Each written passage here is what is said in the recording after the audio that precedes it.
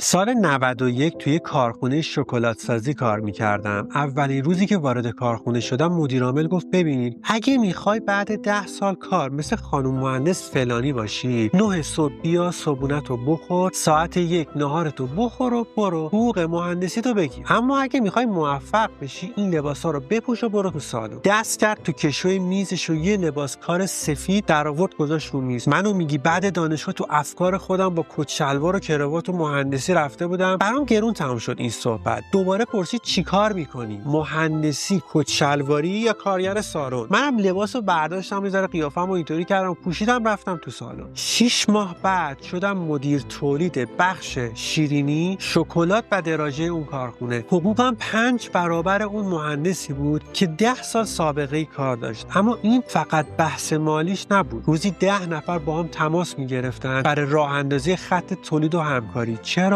چون هم کار رو یاد گرفته بودم، هم صادقانه کار میکردم. همون تحصیلاته بود که فقط مدرک خالی بود. اینجا شد پشتبانه اون تخصصی که به دست آورده بودم. میدونی میخوام چی بگم؟ برای شروع کار دنبال مسیر آسون نباش. مسیر آسون مقصد آسون بهت میده و مقصد آسونم جای زیاد جذابی نیست، چون همه راحت بهش میرسه.